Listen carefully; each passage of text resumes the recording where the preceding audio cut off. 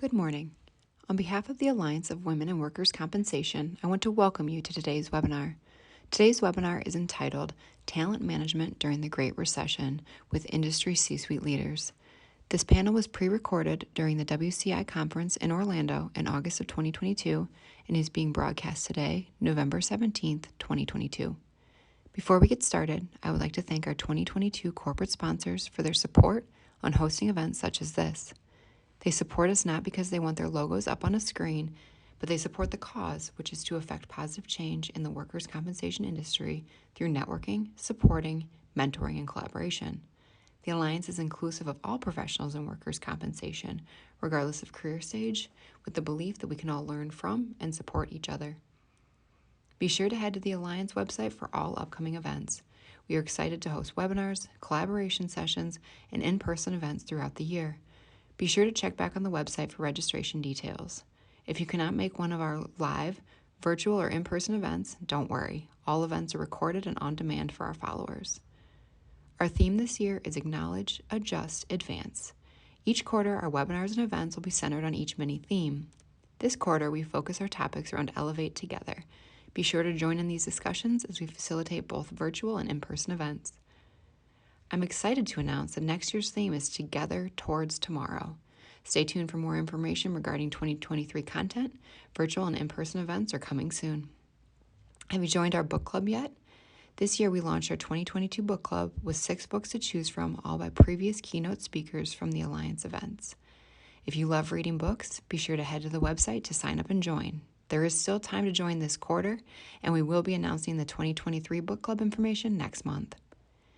The Alliance has grown so much this year as we have launched several new chapters. Please be sure to connect with your local ambassador for upcoming events. Change is preceded by trust. It is through acceptance and inclusion that trust will be formed and positive impact will occur. The Alliance is committed to creating a safe space in workers' compensation industry for women of diverse backgrounds and experiences through a shared culture that integrates various perspectives. This is who we are and who we will be. The time to do better and be better is now. The Alliance understands that diversity is a journey that will take time to make meaningful changes for our organization, our followers, and our supporters. We will be intentional in making progress along our key pillars of change.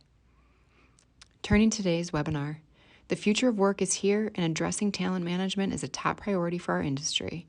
How are companies differentiating themselves as it relates to attracting talent? Do we need to rethink qualifications to secure new recruits? How are companies addressing diversity, equity, and inclusion in the hiring process and within teams from a leadership perspective? In addition to strong onboarding programs, what solutions are deployed to develop career paths and avoid people leaving our industry? This session will provide tangible advice for the audience to take back to their teams and companies, true tips, actions, and opportunities to improve getting talent through the door, onboarding, and engaging for the long term, as we strive to keep the workers' compensation industry thriving.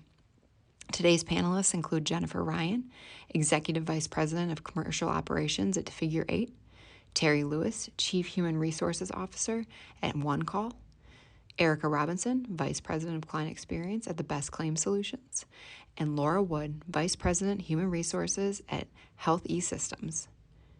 Although this is a pre-recorded session, please feel free to share comments and questions throughout the Zoom chat feature on your screen. We love seeing our followers engage throughout these sessions. Thank you so much for your time today, and we truly hope you enjoyed this webinar. So this next session, we are going to talk about talent management during the Great Resignation. And I have the honor of being up here on this stage with this esteemed panel. So just to first start off, again, Jennifer Ryan, a little bit of background about myself. I've been in the industry for a little over, almost 17 years. Most recently, I started my career at Prime Health Services and was there for 16 of the almost 17 years. I was part of the Great Resignation or the Great Change. In December of 2021, decided to close that chapter and joined a health tech startup and started in March. And so I am really close to this topic because I really believe in how a company attracts talent and then retains talent. So we're going to get started, and I'm going to start off with Terry. Kind of tell us a little bit about yourself, your background, and we'll go from there. Absolutely, thank you. Terry Lewis. I am the CHRO at One Call. I've been in HR for 25 years plus, but this is my first time specifically in the workers' comp industry, or so I thought. And then I started thinking back, and interestingly enough, my very first internship in grad school, I was a claims processor in workers' comp for the state of South Carolina. So it's a little bit of full circle. I spent my career with companies whose names you'd know, GE, International Paper, et cetera. But I would say most importantly, the focus for me has been about truly partnering and understanding the business that you're in, and that's how you can translate a people strategy into action. And you need to understand the P&L. You need to understand the levers in the business that you need to push. And I've taken every opportunity throughout my career to do things like fill in for the head of sales or fill in for the warehouse leader to really learn the business. So, hoping to bring that perspective to the conversation, and excited to be here. Perfect. Hi, my name is Erica Robinson. I'm Vice President of Client Services over at the Best Claims Solutions. I've been in the claims staffing industry for a little over 10 years, and I spend my day-to-day really having those hard conversations with clients about what they're looking for and what issues they're running up against as far as staffing.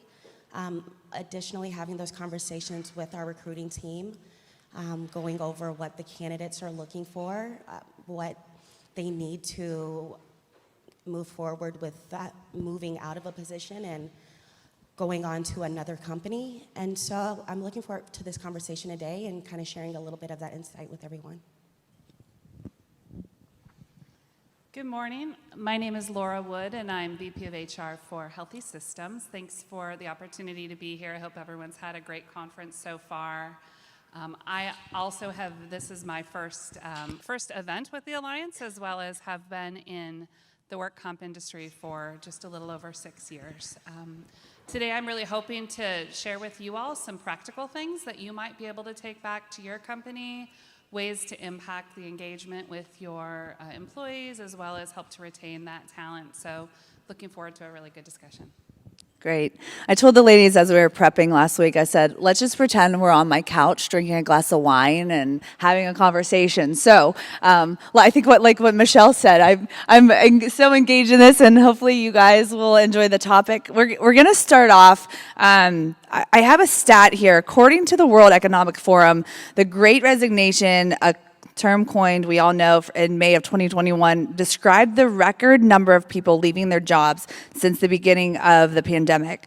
After an extended period of working from home with no commute, many people decided their work-life balance has become more important to them.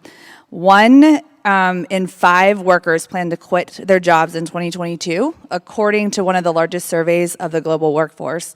So I'm going to ask each of you, I'm going to start with Terry, what is your company doing to ensure that talent stays and you continue to build a better team dynamic? So we have the, I think, privilege of being able, based on the type of work that we do, to stay 100% remote. And I look at that as a little bit of a blessing and a little bit of a curse, because with having a 100% remote workforce, there are different things that you have to focus on. It has allowed us to open up our hiring and hire wherever. And it allows us to take a look at the time zones that we cover and be purposeful and hire people on the West Coast, and that's not working late if you're on the East Coast, and rotate in that way. So there are absolute benefits to that. But then we've also had to look at things like, how do we train? And training used to be 100% in person. How do you deliver effective training in a virtual setting, and completely revamp there? And we'll probably lean into that a little bit more on some of the coming questions. And I think very importantly, we have leveraged our core values and created a language that's spoken across the organization that aligns us, and leaned into our mission. It's hard not to get excited about getting people the care they need when they need it. I mean, that's something that for the right person with the right drivers looking for a career, you can absolutely get excited about the work that you do every day, and we leverage that. And then purposefully working on belonging and inclusion and leveraging technical tools to make sure that we are delivering, and I reflect back on the earlier panel, delivering information and engagement and things in a way that can be consumed in a virtual environment.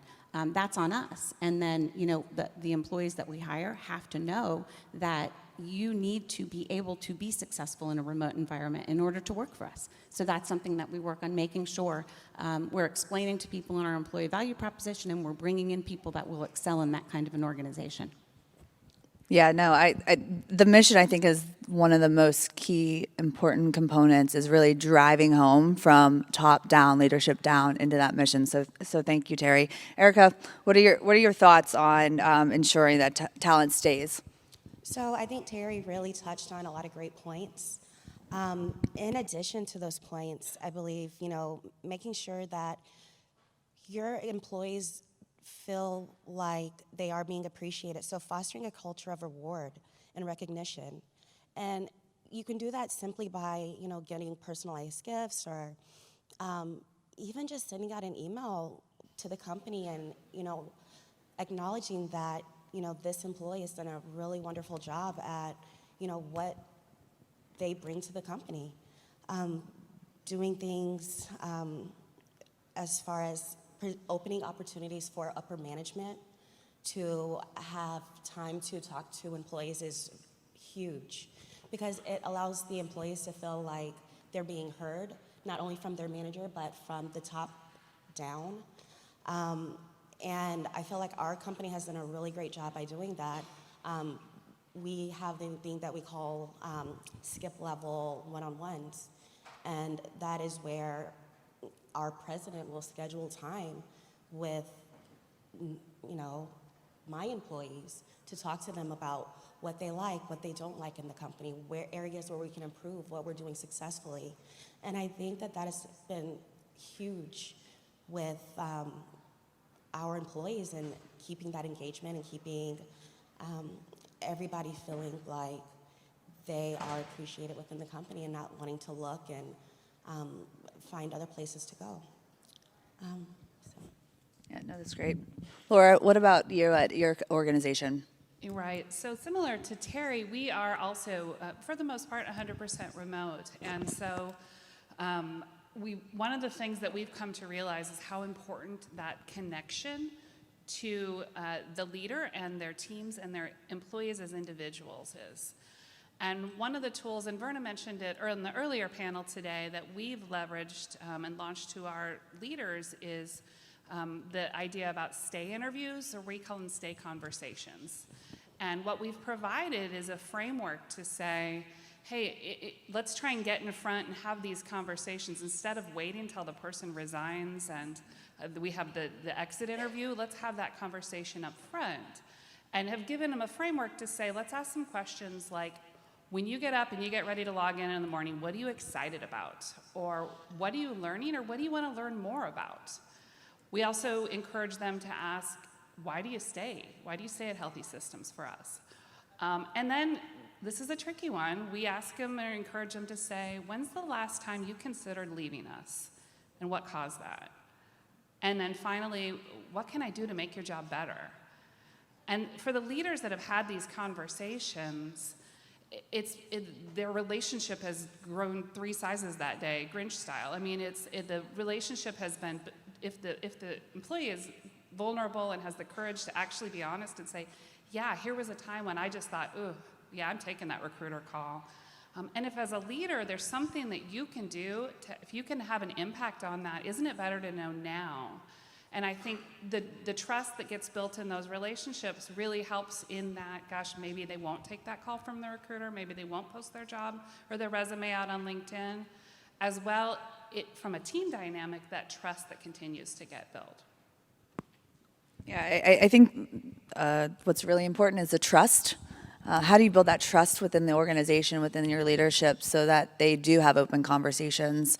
When you're looking at the retention components, a lot of times I've heard leaders say, I was so caught off guard that I didn't even know that they were unhappy.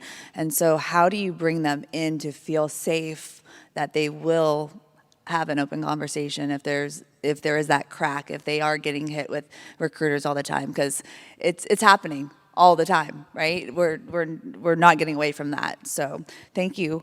I'm gonna go to the next question with Erica. Erica, do we need to rethink when we think about recruiting new talent? Do we need to rethink qualifications to secure them? Yes. If yes, how? And if no, why? I would say absolutely. I look at job descriptions every day, and there are so many qualifications and requirements for these positions that are completely unnecessary. And let's just be very honest. Most job descriptions have the requirement for a 4-year college degree. That's truly not required, because a college degree isn't going to, it doesn't ensure that you have the skills. Pretty much the degree just shows that this person has brains, they have persistence, and they have conformity. And yes, that's nice to know that a person has, but that's not going to guarantee that that person's going to be the best fit for your position. So I would definitely say one thing to really consider is let's look at those job descriptions and see what is truly needed to be successful in this position, and not just, what's my wish list. We can all put together a wish list, but what skills do you truly need? It's like saying for an IT manager or for a sales director that the requirement is that 4-year college degree. It's truly not. Since we have moved into such a space where you can go online and get qualified for pretty much any position outside of being a surgeon or, they have so many programs that you can go and get these additional skill sets. So it's unfair when we want to look at the workforce. Statistically saying, they say about 35% of Americans have a 4-year college degree. So if we're going to say that 35 as employers, we're going to be fighting over the same 35% without acknowledging that some of these qualifications it's not needed.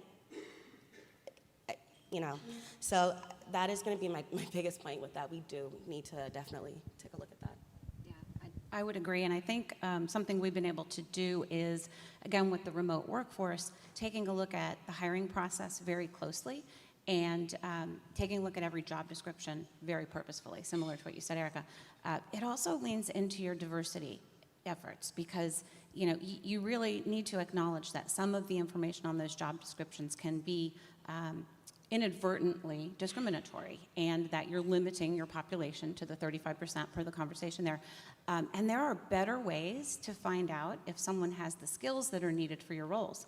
It takes some work. You have to break the role down into skill sets, and you have to look and do the research and go through the process to find skill assessments to add into your hiring process. But those skill assessments are, in order to be allowed in the US, they're validated as non-discriminatory. Someone goes through them and you get hard data, and I think we all like hard data. And then you can use that hard data to make your hiring decision more informed, hopefully better, usually better. You do have to go through some soft skills and that sort of thing as well, but you know what the work is that needs to be done, and you can test for that, you can assess for that, and get a better candidate for your role. So I'm gonna ask a follow-up question to that I didn't have planned, but because I do that. What caused this change, or what caused the shift? Is it because of the pandemic and the shortage of the workforce that made us have to change how we're recruiting? Is that the pivotal moment?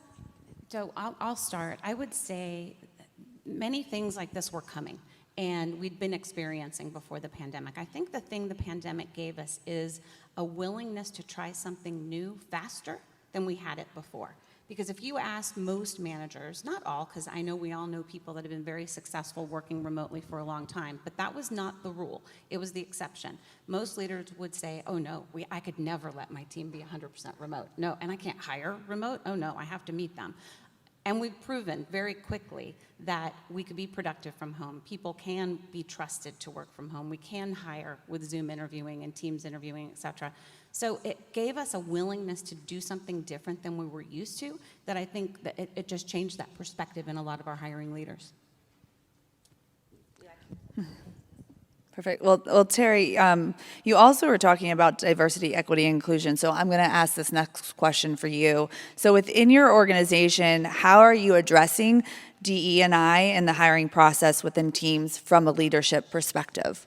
Sure. So, I think I mentioned in my intro, I've been with OneCall just over 2 years. So I also onboarded during lockdown, which was an interesting process, right? But specifically to this question, what I would say is we started with, and I think everyone should start with, the data. Look at your numbers. It's going to tell you what your blind spots are, what your gaps are. Slice and dice them every way you possibly can. And, we have 78% women at OneCall. That's an amazing number. What are we doing in that space, right? We also have 48% persons of color at OneCall. And that's a great statistical as well. But what are we doing to lean into that space? So we've been on a journey to really acknowledge that, to educate our leadership. We're doing a very focused DEIB education series with the senior leaders in the organization and working on a curriculum to take further down into the organization, launching employee resource groups. And based on our data, the two that we picked first are persons of color and women, because that logically comes from the organizational makeup. And then make it accessible and easy for the organization, for those other groups that they want to support. What is the process? How do they get support for that? And tie it in to your strategy. So for us, we're taking a look at a 4Cs model, and there are requirements to kind of keep your charter as an ERG. You have to be involved in at least 3 of the 4 pillars: community service, professional development, et cetera. And go through a review process to continue to seed those and bring them forward. And there's a lot of one-callers in the audience. This is all coming out in the next month or so, so keep your eyes on Connect. We'll be on the Connect intranet very, very soon with a lot of this. And I think we've talked about a lot of the removing bias from job descriptions and interview processes is where I would go in addition to that. Oh, that's great. So Laura, in addition, we're going to stay on the recruiting and onboarding now. So in addition to a strong onboarding program, what are some solutions that have been deployed to develop a career path to avoid people leaving in our industry? I know at my former company, we hired a lot of new to entry individuals, and they are very quick to want to know exactly what their career path is. And if they see a ceiling, they are out, right? So how is your organization navigating that?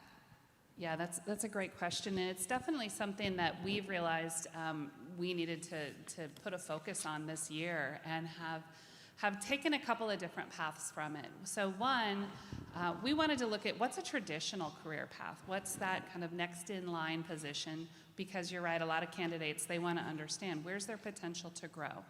And so we worked with our leaders to say, let's start at a current state. What jobs do you currently have? And then where might we be able to put some positions in that path? So if you have a team of analysts, could you have an associate analyst? Could there be a senior analyst? Maybe even a principal analyst? And what's the difference in competencies and skills that would be required at each of those different stages along that traditional path? Now, similar to one of the questions in the previous panel, we're not a large organization. We have 350 employees. And we don't need 64 senior analysts. And so there's a business need component that we have to understand. And so we also have taken a slightly different look along career paths, which is what's that non-traditional path? What are those like fingers that go off the regular path? Side trails, maybe. And for us, we've been able to look at how other people in our organization have grown organically to roles that aren't in that traditional next in line position. Let me give you an example. So there's a person on my team who started 15 years ago as a call center specialist. And she grew in that skill set and became a trainer for our call center. And then not too long ago, moved over to our corporate learning and development team. And so for her, she was training at that point the overall organization. But as she worked with her leader, she was saying, gosh, I don't necessarily want to go up that path. I want to use the other skills that I have. How do I grow? And so, we have a saying that's never stop learning. And so we leaned back on that, and her leader worked with her and said, what is that, what is that next path you want to go? And for her, her aspiration was to move to account management. And so her development plan was focused on how do you gain those skills to get to that other role. And I'm super excited that she starts in account management as an account representative in like a week and a half. So it worked for her, and it was definitely something that she could have easily left the industry because if we maybe don't need a senior learning consultant, and she didn't necessarily want to be that.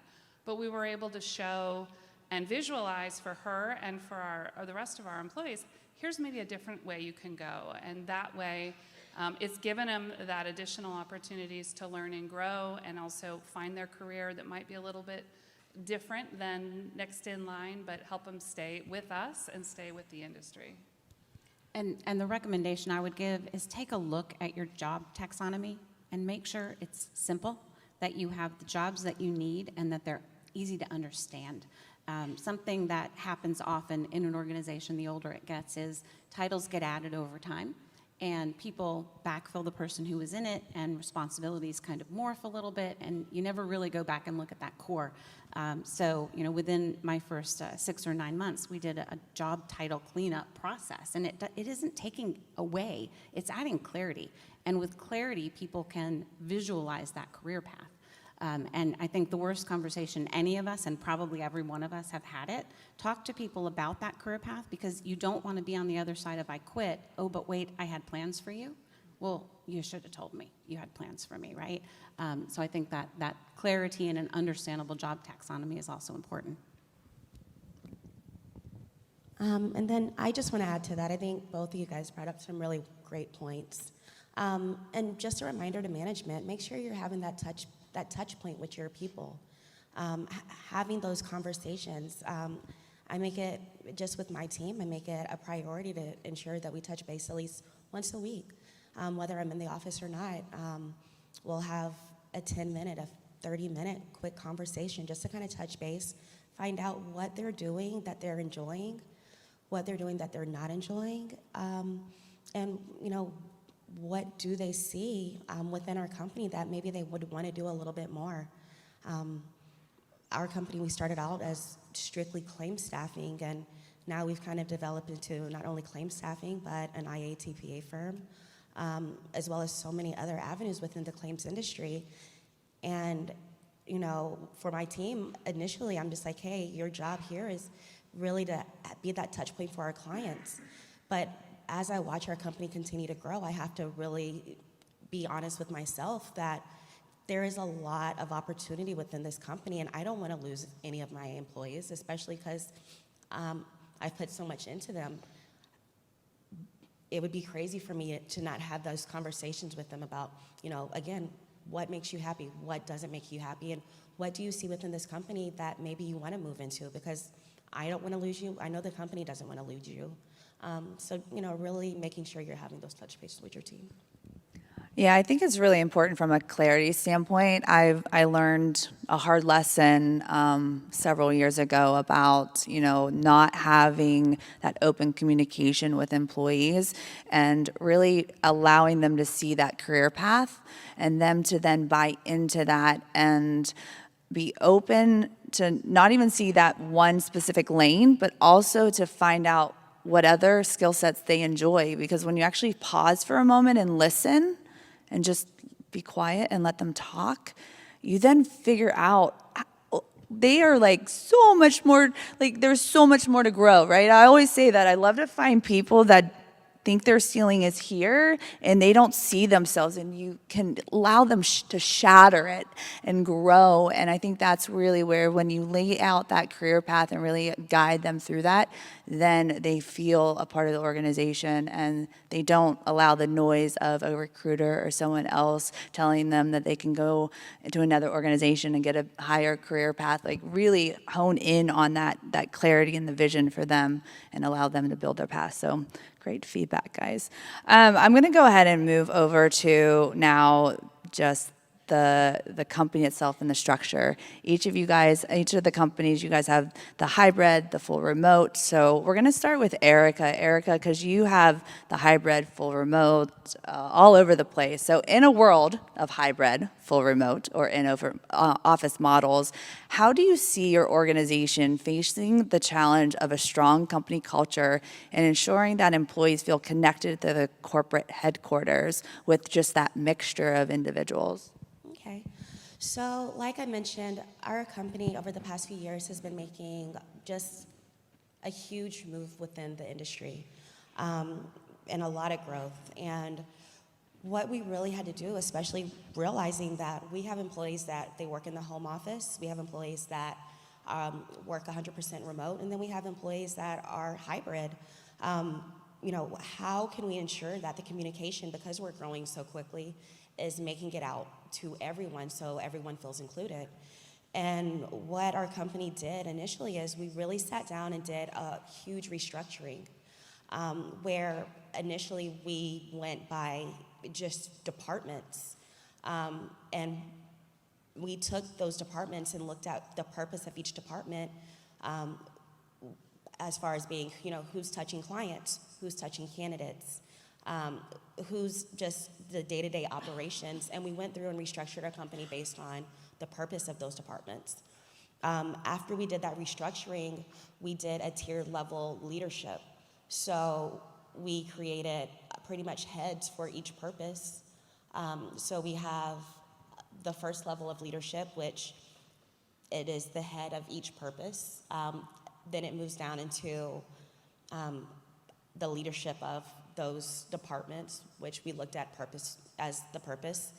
And so by taking that tier level leadership, we do ensure that as we're growing and making these changes, no one does feel left out. The information comes from the top. It makes it to the second layer of leadership. That information is passed on to their employees. And, we are able to kind of fill out any questions, any insecurities, anything that anyone may have or concerns that they may have. They don't go unnoticed or unspoken, because when we make these changes, we have those conversations. Another thing that we've done is we've rolled out a program called, and it's kind of cute, it's called Hurricanes of Change. Because we're into, hurricanes are always changing. But with this is another initiative that our company has done to ensure that that communication just isn't being missed, because as companies have that engagement, that was one of the biggest concerns a few years ago that our employees mentioned was, we're growing and I just don't feel like I know what's happening. And that makes me feel very rocky about the stability or the direction that the company's going. And you don't want your employees to feel like that. So we did start this new initiative where anytime we're getting ready to make a change as a company, whichever purpose department is initiating that change is the head of that, the notification of that change out to the leadership and to the additional employees to make sure that they see the overview, but then they make sure that our leadership comes in and has those conversations with employees as well to make sure that if they had questions, concerns, or anything like that, with this new rollout, with the new change, that it's voiced at that point in time so we can kind of address it without anybody feeling insecure.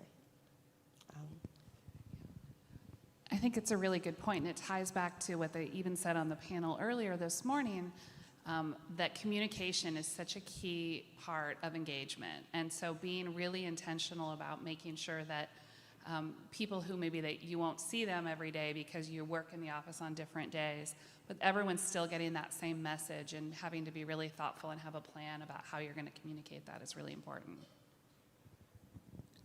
Yeah. So we're going to, Terry and Laura, you guys are both fully remote. I think there's challenges on both sides. The hybrid, because you want to make sure that those that are virtual, they feel connected to the corporate office of those in person.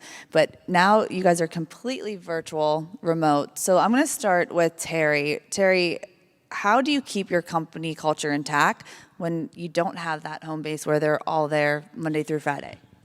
I would say it's something you have to be very purposeful about. You have to talk about it, think about it, and move forward, in a way that, again, has purpose, not to overuse the word. For us, one of the primary things we looked at was the avenue for delivering information to the organization. And it was a ton of emails. It was kind of like death by a million emails of information to consume.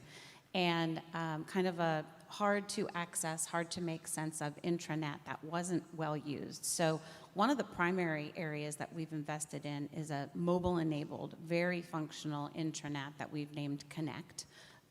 So another cute name, right? It's called Connect, and we drive a lot of activity to the Connect site. And our CEO, as he travels, he posts on the social feed. So it's literally like a little LinkedIn or Facebook, but for the company, where, when we are at meetings here at our booth, there was a picture posted, and, take a look at our presence at WCI and engaging people into what's going on in the business every day. And something that we've done that has had absolutely amazing response is called the Connection Collective.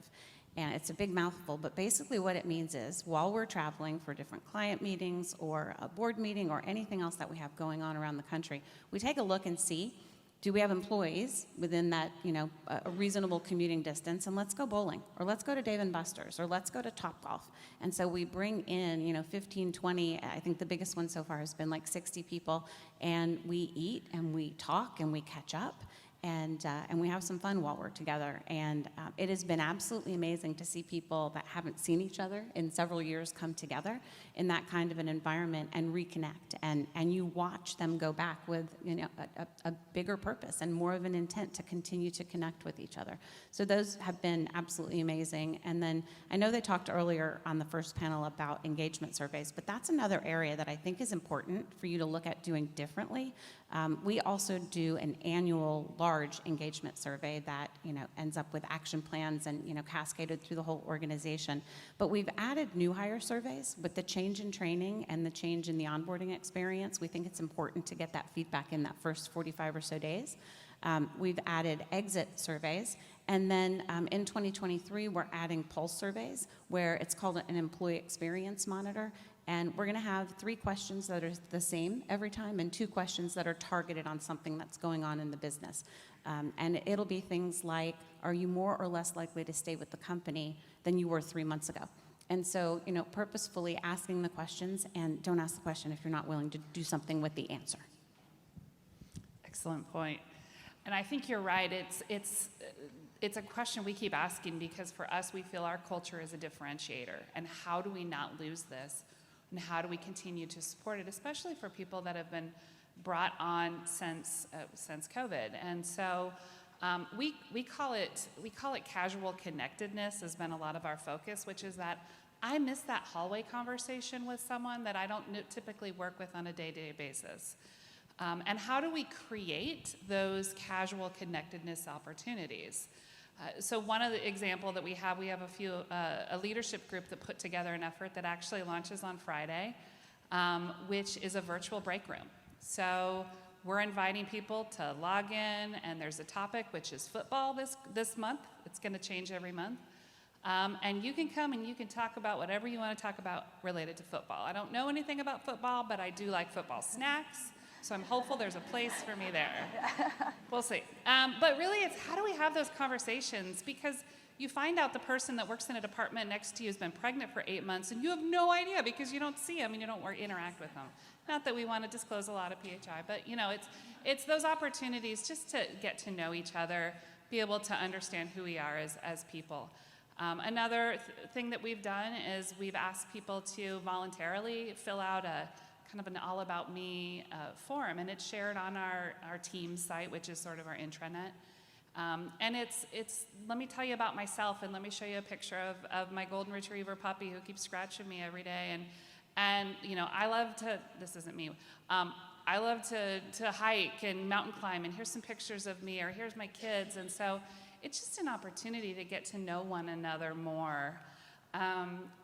It does require a lot of intentional acts or intentional efforts, and sometimes it's fun stuff like bingo at lunchtime, or sometimes it's us sending mailers to people's homes, so we're communicating differently when we're celebrating major milestones.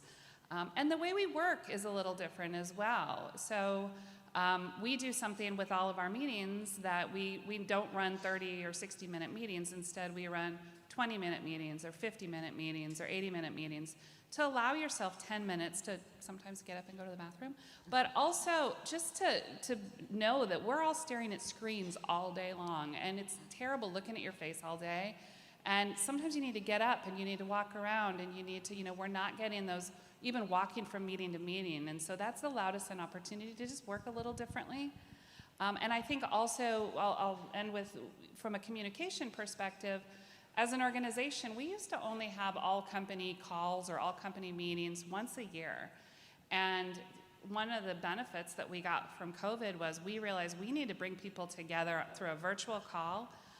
We do it about every 6 or 8 weeks, and it's a much more casual than our annual meeting, but it gives people an opportunity to see our senior executive team, get updates on the business, get updates on where we are with COVID or with vaccine mandates or things that are going to impact them, celebrate the victories. And it's always an afternoon. We always end with a toast. You can celebrate with whatever you may be drinking at the moment, but it's just an opportunity to, again, be really intentional and say, we have to have outreach different. We have to work different than we have pre-COVID. And it's really, for us, been able to have them at least start to get a feel for who we are, the way that we work, the way that our culture is. I think it will continue to evolve, because in reality, it's hard to duplicate that hallway conversation, but we're doing everything we can to think of different ways and trying to make a difference there for our employees. Yeah, no, I think I love how over the last couple of years we've become so creative on the connection and what we do. As I said, I was with an organization for over 16 years, and we were fully in office, and then COVID took us to remote, and Kimberly knows this. I think we were the first company in workers' comp that came back from COVID. We came back in 15 weeks, so March, and then we went back to the office in June. And when I moved into my new organization, Figure 8, they're a small organization. The team that was there was based in Boston in the office, and then as we're growing the commercial team, a lot of us are remote and virtual. And at first, I was like, yes, I'm going to be virtual. I'm so excited. And then there was a point where I'm like, no, I don't have the walking down the hallway and getting to know them. But what I love about Figure 8 and what we've done is we do a weekly show and tell. It's 30 minutes. The executive team, we rotate, and we're giving them topics on what we're doing, whether it's something new that we're launching, and just an update, or just about us and humanizing ourselves. And so our CEO or our president gives about a 5-10 minute update, and then we rotate. And I think that really is engaging.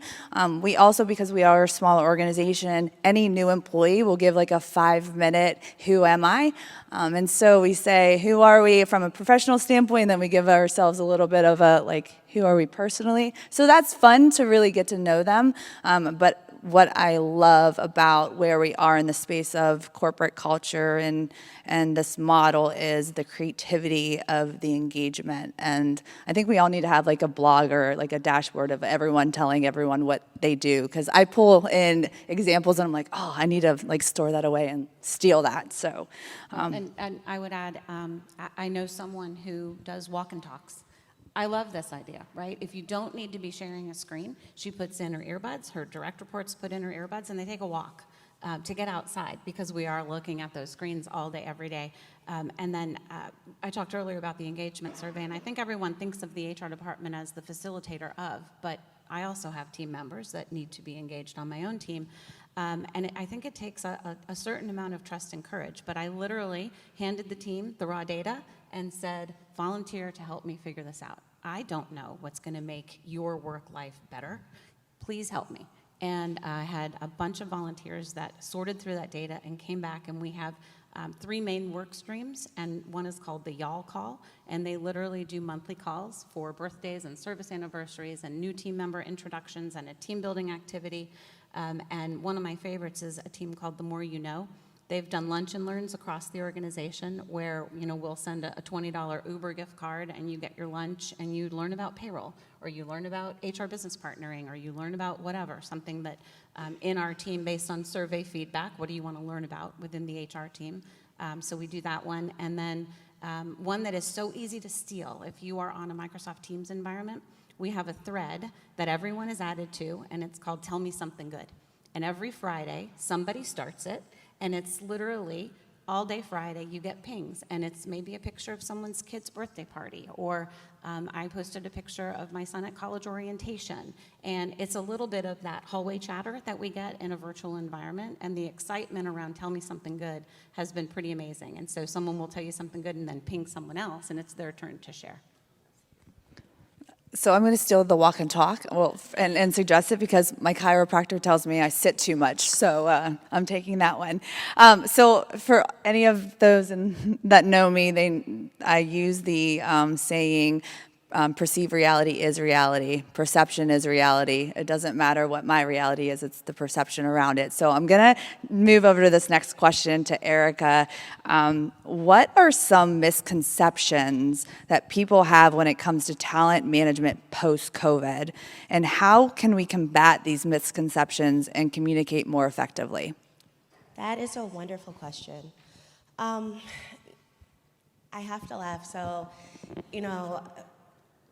after COVID, a lot of people are working from home, and you realize that when we bring on people, we bring them on thinking that they know what our expectations are of them, what we think they should accomplish every day. Even I look at it from the claim standpoint.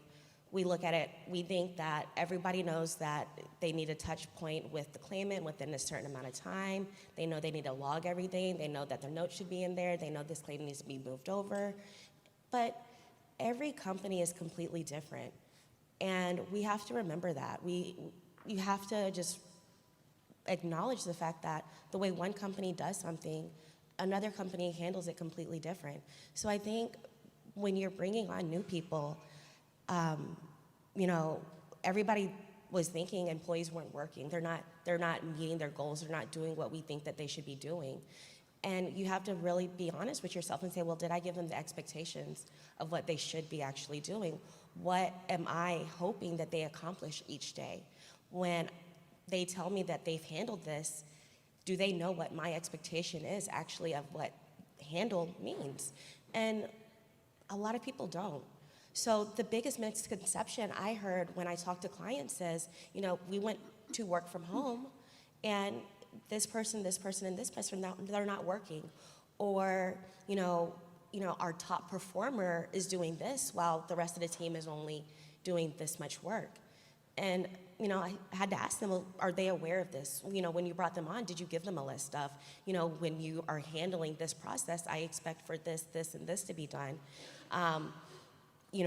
And a lot of times, because we've gotten so used to bringing people on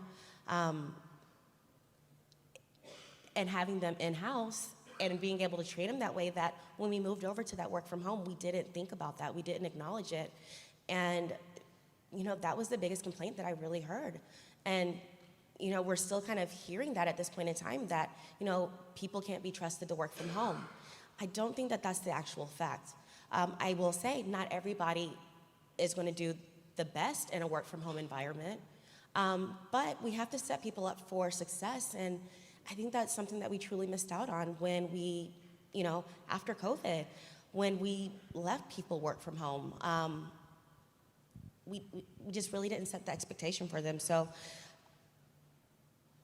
that was the biggest point that I truly feel like I wanted to point out was, people aren't lazy. People aren't just not wanting to work. That's another thing I hear, nobody wants to work.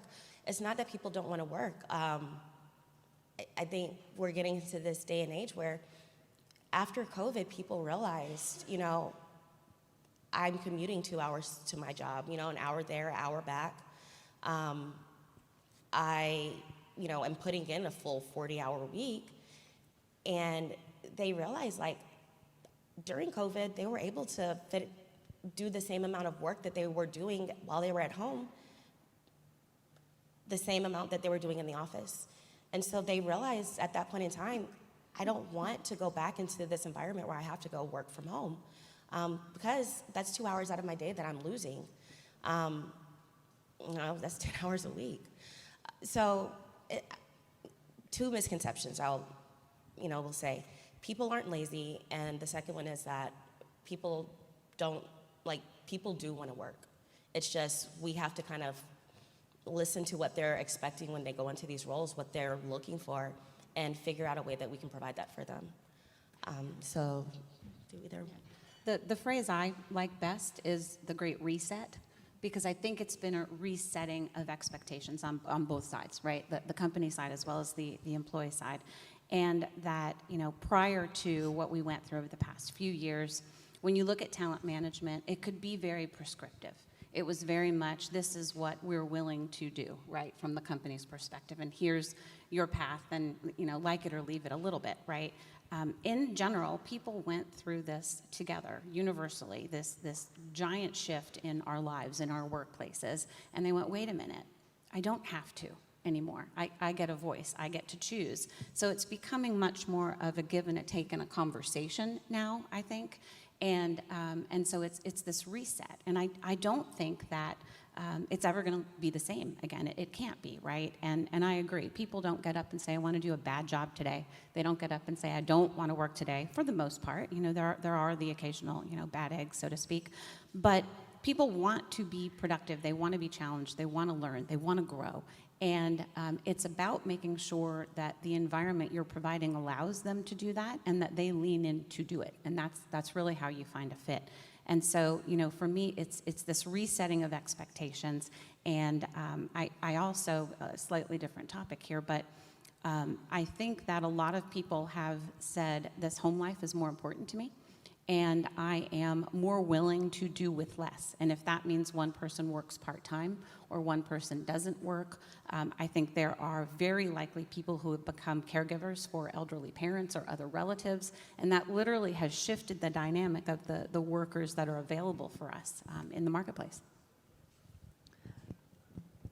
Yeah, I lean into the COVID because personally, I used to wear it as a badge of honor that I burnt myself out, that I didn't take vacations, that I, woke up at 4 a.m., I worked out, I went to work, and then I didn't get home till 9 p.m., and then I did the same thing over and over and over and over and over again, right? And then you go there, and then you go COVID, and then you slow down, and then you breathe. And then you still are as productive at work. You still can handle all of it at work, but you don't have all that in that clutter in your life that you're burning yourself out, and all of it.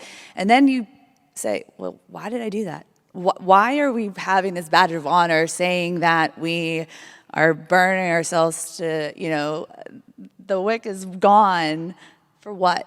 And I think that's too some pieces as we come out of this, where people have identified that, okay, you don't have to be so tired all the time, or you don't have to be so stressed all the time, and you can still be successful and love your job and get things done without that. So I think, for me, that's what COVID and coming out of this and really understanding what you want out of a company and from that perspective. So that was a big misconception that I had, and when I actually asked different people, real talk, people were like, yeah, felt that, see that. So I think COVID did a lot of positive things. Yes, it was very hard and challenging, but as we come out of this, we all can look at it a different perspective and a lens and be better tomorrow than we are today. And that's another one of my sayings that I say all the time is, if we can be better tomorrow than we are today, we're doing something right. So All right, I'm going to go to another question. Terry, I'm going to flip this to you. When we talk about talent management, what is a critical component of a successful talent management program? So, talent management to me is literally the process of hire to retire. And so it has to do with that application process, the hiring process, the onboarding process, the career progression, performance reviews, developmental feedback, and it's all encompassing.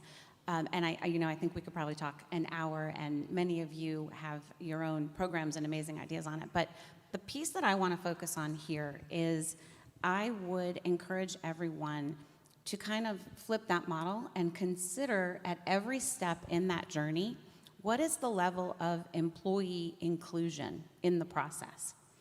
I worked with a woman many years ago who would stand up in front of the executive team and say, okay, this is your succession plan. And hand over heart, you need to be able to tell me that if that job comes open, you will offer it to that person and they will say yes, or their name doesn't go in the box. It goes back to the career pathing comments earlier that, someone quits and you had plans, I had plans for you, oh, you should have told me. That level of inclusion in succession planning and in your talent management processes makes it a give and a take, and the employee is invested in it as well as the company being invested in it. So, when I talk about talent management, I really like to make sure that that employee lens and that employee perspective and inclusion in that journey is something that's considered. We literally just as a team went through a workshop about a month ago to take a look at succession planning across one call and figure out what that process is going to look like. How does it fit into your corporate calendar? Because, you guys have direct reports, a lot of them. It's a lot of work to do all of those performance reviews and give all of that feedback and all of those one-on-ones. And is there a time of year that it flows naturally and fit it into the corporate calendar and be purposeful about that and deliver that program to the organization that way?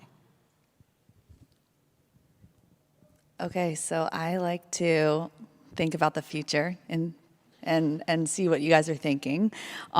We just talked about what we went through with COVID, where we are today, but do any of you guys have any predictions, or if you want to tell people your opinions or thoughts on what do you think will happen in the next 5 to 10 years when it comes to talent management? I'm putting you on the spot. I'll give it a try. Wish I knew exactly. We're recording this, remember, yeah, okay. So... Could you send it to me in 5 years? I'll let you know if I was right. I think definitely the importance of caring for the whole being as your employee, and it may look for continuing to work on more of an individualized path, what works for them, but I'm going to lean more right now around mental health. And the importance in continuing to evolve in the offerings that we can provide to support the well-being of our employees. I think, kind of similar to what you said, many of us have grown in that path of just work, and not self-care. And I think taking time to look at the individual is going to continue to be important. And how do we help and care and feed them? How do we help? I think DEI will continue to be a journey for a lot of us because we do want that whole person to be able to show up.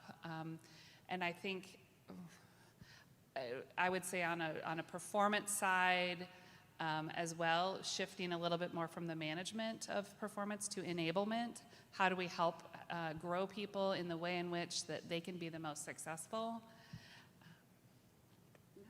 Yeah, and I think that we would be remiss not to also acknowledge the generational changes that are happening in the workforce.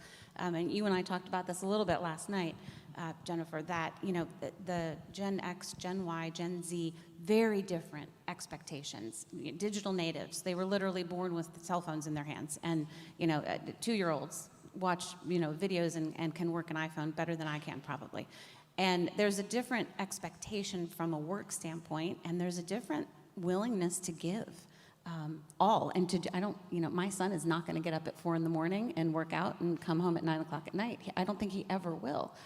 I wouldn't do it. No, well, it's funny. I'm dropping him off at college this weekend, and the one thing he knows is he doesn't want to do what mom does and sit at a computer all day, right? So it's an interesting dynamic, taking a look at the generational differences that are in the workforce today and the way the workforce is also going. And the skills that might be lacking, frankly, because of the reliance on texting, because of the reliance on that virtual and digital world that they have literally grown up in. How are we going to teach soft skills? Because, I think that if you look, and this is Terry Lewis talking, not One Call talking, but if you look at the cycles of life, things ebb and they flow.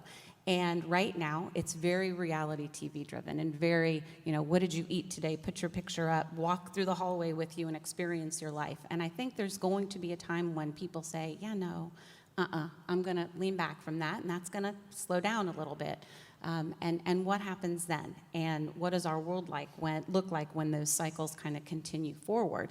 And I think that there is a level of requirements, empathy, empathetic leadership, soft skills that maybe aren't being developed in some of the kids today because of the environment that they're growing up in that we're all going to have to consider. Well, I don't envy you guys in about 5 to 10 years, because I have a feeling that the ones that are the influencers that decided to call Marriott and tell them they're coming today, and they get their whole room free because they're going to take a picture, and then when that goes off and they come back to the workforce, you're going to have to figure out how to integrate them into the corporate life. So I totally agree with you on all of that. And I think it's fascinating. I listened to a podcast the other day, and that's kind of how that started. It's, yes, the Great Resignation, the Great Reset, but they didn't apply in the first place. They saw that the TikTok and the influencing and the eBay and that cash hand, they can make the $50,000, $60,000 and not go into a 9 to 5. And so where do we start shifting our thoughts on the talent management to get that career path? Because there's going to be a huge gap of employees that are wanting to move into the market. So I'm going to round this out. Is there any parting thoughts as we end this discussion on talent management that you want to leave the group here?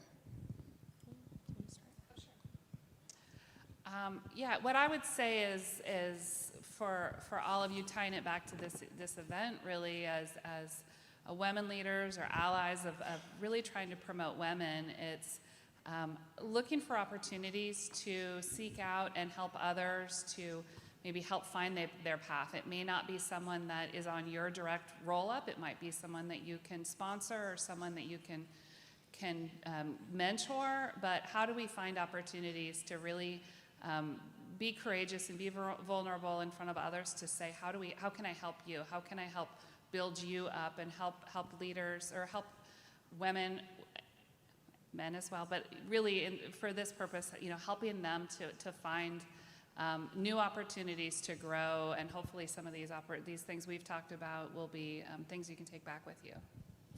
I would add that, tying it back to the Alliance of Women in Workers' Compensation, there's data that shows that a woman is not going to apply for a role until she can check every mark on the bullet-pointed responsibilities, every one of them. A man will apply when he meets 50 to 60%. Then, if the woman doesn't get a job that she felt she was 100% or more qualified for, she will wait to apply for it again until it opens 6 times. A man will apply the next time it opens. So when you're looking at filling jobs, remember that and seek out the women that you think are ready for those jobs, because they probably don't think they are, and you can help them learn and grow and change their viewpoint about themselves just by being that ally and that supporter. And I think that is a great point. I think both of you guys made a really great point. My biggest ad will just be, making sure that, and you've mentioned it so much throughout this panel discussion, is make sure you're having those conversations within your company and with your employees. And when you're having those conversations with your employees, just make sure you have the empathy to listen to what they're actually trying to tell you, because that's where it all starts. Being able to actually have an open ear and hear what they're saying and trying to figure out the best way that you can meet them in the middle. so that you're kind of pushing them along the path of their career. Well, thank you, ladies, so much. This has been a wonderful conversation. I've definitely taken notes, and I'm stealing a lot of your ideas, so thank you.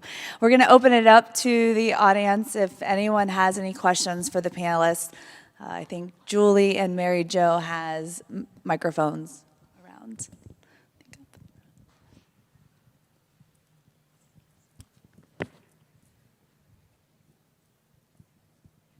And if we're squinting, it's because these lights are here and we can't see you. So it's not, we're not making ugly faces at you, I promise. Hi, I'm Robin Chanel from Paradigm. Question for each of you. Twofold question. One is, as women leaders, what's the most important advice that you ever received, even if it's painful? Follow-up question, what's your most favorite business advice to give to others? So I'm happy to go first. The most painful feedback I ever got was very early on in my career. Literally, one of my first managers said, please let the room catch up. Don't force them there. And my favorite piece of advice, and I look at it as more words of wisdom from a career lived with mistakes and learnings all along the way, is never run away from something. Make sure you're moving toward something. You run away in fear. You move forward. You move toward things purposefully.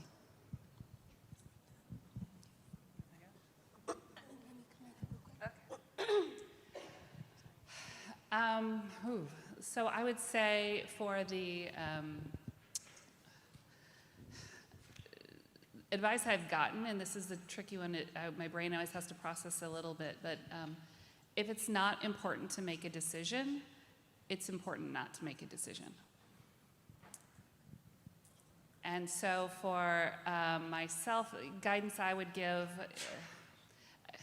I think it's similar, I think, to Terry's. It's a quote that I'm going to get wrong, but it's kind of a rocking horse is emotion is, you want to be moving forward. There's something about a rocking horse. This is terrible advice. I'm sorry. But it's that. We got you. Yeah. Don't be a rocking horse. Keep moving. I think some of the hardest advice I ever heard early on when I first started management is it's not always going to be Erica's way. And that was huge for me because I never thought when I was implementing or moving forward that I was making these changes because it was something that I wanted. And that wasn't my intention, but I realized that probably was part of it. So that made me really start having those open conversations with everyone. I lean on my team so much, and I lean on so many other departments within our company before I ever make any changes now. I talk to my team, I ask them what can be done better. Even if I see a hole and I think, hey, this is a huge issue that we're having, it may not be. It could just be something that I'm seeing. So then I bring it up to the department, hey, do you guys see this as a big issue? Because maybe it's not. But, remembering that it's not always going to be your way and being open to listen to what other people, how other people see things. Yeah, for me, the most painful was that they said I didn't have empathy. And I'm like, and it hit me really hard. I didn't see this was earlier on in my career, so everyone that works with me, hopefully you've changed your perspective of myself and I've really worked on it. But I was told earlier on in my career that I just drove too fast and I didn't have empathy and I didn't understand people's perspectives because if you didn't have my opinion and you didn't run at my speed, then I had a very short tolerance of that, and hopefully I've really grown. Let's pray I really grown. But that allowed me to become very self-aware. I didn't see myself in the lens that other people saw me, and so I saw myself totally different. And when I allowed people to feel safe around me, to tell me how they saw me, that changed for me. That actually, it was painful, but accepting that and acknowledging that, I think, has really shaped my career path to where it is today, because I embraced it and I didn't get mad about it. I sat there for a while and I'm like, okay, well, that's not good. But that really helped me. The biggest advice one of the advices, there's two, is fail fast forward. You're gonna fail, but fail in a forward direction. And failing is not a bad thing. I was so fearful I'm a perfectionist. Thank you, parents and my family growing up, but I'm a perfectionist, and so that's a big fear for me. And when you get rid of that facade in your mind that failure is a bad thing, I love failure, because failure teaches you so much more than success. And so those are the two things from my perspective. Anyone else? I can't see. Okay. Hello. For each of you, what is your next step in your career, such as a new position or an accomplishment, and what will it take to get you there? Ooh, that's a good one. Who wants to take it? So I'm going to go on the personal side. I already mentioned that I'm dropping my son off at college this weekend. He's my only child, and it's his freshman year. And again, probably way too much information, but I have to have foot surgery next week. So for me, the journey is going to be to get through the foot surgery and find my way back to making time for me and for my physical health in my day. I've gotten away from yoga practice and things like that I had historically done very, very religiously, for lack of a better term. And with COVID, I got a little bit lazier. So I wanna lean into that physical fitness journey again. I really like that, Terry. Ditto. I will go the personal route as well, and it's not the physical journey, but for the past 4 years, I've really focused a lot on everybody around me. And recently, I've made a lot of changes towards what I thought my future was going to actually be. So my journey for the next foreseeing future, the next year at least, is to really take that time to get back to myself, remember who I was before 4 years ago, and get back to taking time for myself and loving myself a little bit more. So. It's a really good question, especially for for someone who's spent their whole life in a certain field and being the head of that function for your organization. There's not like a super head of that function, so there's not necessarily that next role.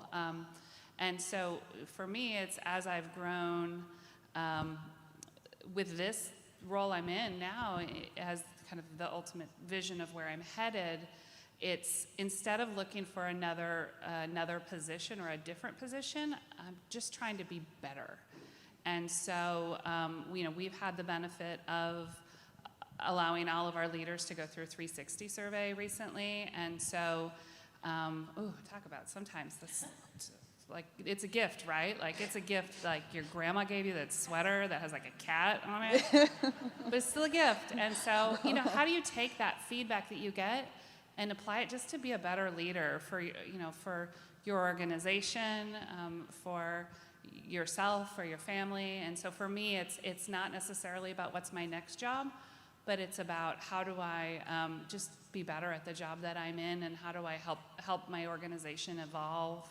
And I get there through the gift of feedback, through having opportunity to build a network, having opportunities to talk with you all. And so it's just seeking out ways to continue to grow, because there's probably not another, next super head of HR. Or if maybe we'll evolve to that. I'm surprised none of you guys said like world domination. I mean, what? I mean, no. That just sounds exhausting. Right. So I'm going to plug, we just had a webinar called Navigating Career Changes. And if you guys did not go on the live webinar, it's on demand on the website. And so we have some other individuals talking about their next steps in their career changes and navigation. And we can move to the next question, but because I just did a really big next step. I went from 16 years at a company to a brand new company. But how do you get there? Just one step at a time. Knowing your goal of where you're going, I think one of the biggest things that I've learned too is you don't have to, you have goals. I have a great vision board, and then I blew it up in December and I said, here's a goal, but I don't have to go in I don't have to go in those steps. So as you go through your changes and you grow, know that you can change, you can pivot, and it doesn't have to be so rigid.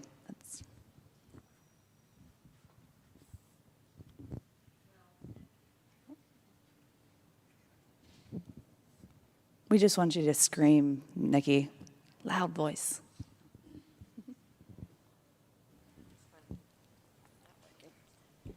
We'll try it again. Testing, testing.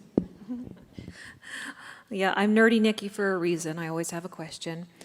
So relating back to retention, I've trained a lot of claims professionals over the years, and there is definitely a time and a place for macro learning, especially on onboarding, physical classes, which I understand you guys are making remote to the best of your ability. But when thinking about teaching some of these soft skills or some of even the technical skills too, that adjusters, leaders, whoever are going to need throughout the course of their career, I think about learning in the flow of work and learning in small little segments. Anybody have streaming services like Netflix, Paramount Plus, Disney, Hulu, all that stuff? I have them all, I swear. But I love that stuff because, some really smart person created all of these algorithms that give you this content based on what the user has viewed in the past. So if they're working, going about their day, and they're working remotely and they don't have a mentor right there, that training can pop up as a suggestion or something. So I think that more and more organizations are moving towards this. I'm curious if any of you have explored this newer technology, and if you have any platforms or software that you'd recommend for us here. So I'll take the question. If you don't have instructional designers on your team from a training perspective, it's a great investment. It's a person who literally is technically trained in what are the tools and modalities available and can assess and ask the questions about the content that needs to be delivered and then match that content with the appropriate modality. And we've added a few of those to our team in the past year, and that has absolutely been critical to the success of us being able to teach the technical skills remotely. It's just a game changer. Things like digital binders and access to your notes in a remote environment, and just there's so many tools that I don't know that I could even list them all. I'm happy to connect afterwards and connect you with the person who leads my team if that would help you. And then the other piece on soft skills, this may be a personal bias that I may, show that I've been in the HR space for 25 plus years, but I think there's a piece of this that really it is best in person. I am absolutely all about, they call it micro-learning bursts, so those 3 or 4 minute videos that people watch, but then getting people together collaboratively to talk about that experience is important. And we're even hearing from our employees in our 100% remote environment that they want those opportunities. So while they don't want to come in 5 days a week, every day of the year, they absolutely want to come in for leadership discussions and best practice discussions and get together for that. So figuring out cohort-based learning and something that we've done, I would recommend taking a look at a company called Udemy.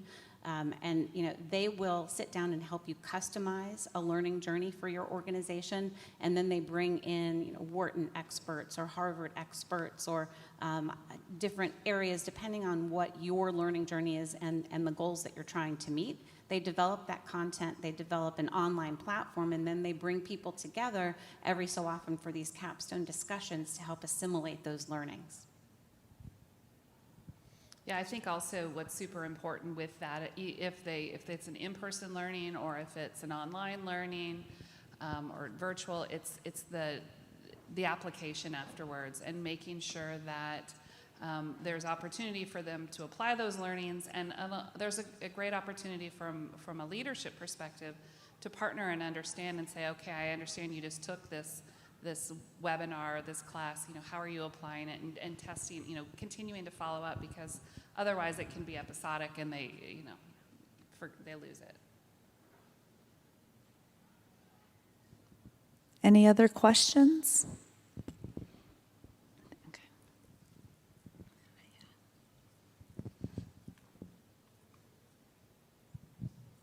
Hey there. You guys have all touched about, I think the term was the different fingers of people going out into the organization and moving into different roles. How do you empower your middle managers who may have those touch points with them, but who may have kind of self-serving interests to keep higher performing employees on their team to function? Yeah, that's tricky, right? Because if they don't want their folks to leave, then they'll keep them and not have those conversations. The problem is each individual is going to be different, right? And so if they don't know that there's other opportunities, it's kind of like if you don't, what if we train them and they leave, and what if we don't? It's kind of a similar thing. And so I think helping those mid-manager leaders to say, I understand you want that person to stay with your team for their whole life, but what does that person want? And how do you help really more to dig around on an individual path, encouraging that mid-manager to say, let's have those, you need to be having those conversations in your development conversations, in your one-ones, to really understand that maybe even though it's what you really wish and want, it may not be the path for that person or what's best for them or what they really want. And wouldn't we rather keep them within the organization than have them be like, yeah, I'm out, I'm going to go somewhere else because I don't want to be on your specific team forever. Yeah, and I agree, Laura, but I would say look at your data, because that's going to give you a view into potential hotspots. Managers who do that will likely tend to have higher turnover outside of the company, to your point, right? Because if I don't see a career path here, especially knowing that all these jobs are open, there's something like 11 million jobs open and 6 million people looking for jobs, I will go someplace else. So if you targeted that data on a regular basis to see where your trends are, your managers that are probably hoarding their talent will likely have higher turnover than others.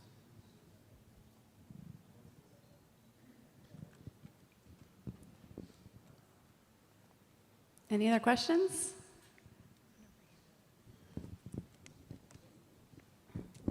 Hello, thank you for all of your comments and information today.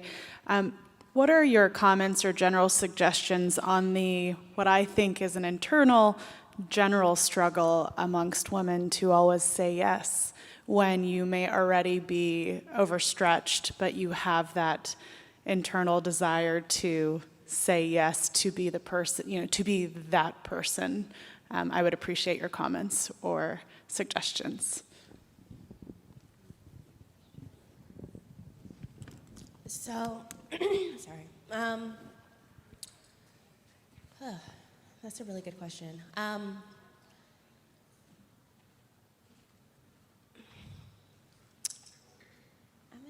hop in while you're thinking. So I have a majority of women in my team. It's HR, unfortunately. My lack of diversity is men, and we're working on that. I just hired another man to the team. But that said, we have a very purposeful conversation where I give them permission to say no. And I think when you hear that from your boss or your boss's boss, it can help. You have to hear it repeatedly. It's not one time. I think the statistic is that we have to hear something 21 times before it becomes a habit, right? And so if you're regularly, I go back to those HR y'all calls that I told you about earlier, we're doing project management updates. And we will acknowledge in that, okay, what's the workload on that team? And can they handle another project? Because the one you just talked about is going to overlap that same group of people. And what does that need to look like? And that really does have to come from me and my direct reports for it to take hold in my team. Yeah, I would 100% agree with you on making sure that your leadership really allows them to have that space and know that they can say no and there's not negative repercussions. Also, From a personal standpoint, if you're one that does struggle with that, I would recommend plugging the Alliance again. The Alliance changed my life when I got involved with them, with this organization, to build a tribe around you for individuals that can help you see that you can say no, or see your value and become confident in who you are, and you're not having to overextend yourself. So if you know that you're naturally one that struggles with, I always have to say yes, I would build the people around you to hear it all the time, that you don't have to say yes all the time. Have them be your confidence when you might not have it, or give you a recommendation or suggestion. So that would be one, is to really surround yourself with strong individuals that can be your voice when you might not have it. Agree completely, and I think also just looking back to yourself and really trying to spend, it takes a lot of work, I think, to define, what are one or two values that really drive all of the decisions that you make, and can you lean back on any of that and say, I'm going to say no to this because, I want to have the courage to do that so that I have availability to go see that soccer game or do something like that. So it's being able to have your network, but also there's a little bit of work to do on yourself. Just to really say, what are those kind of key values that are going to drive you? All right. Any other questions? Well, this has been phenomenal, ladies. Thank you so much for sharing your insight and into your company and your structure. This has been so fun. So thank you. Thank you. Thank you.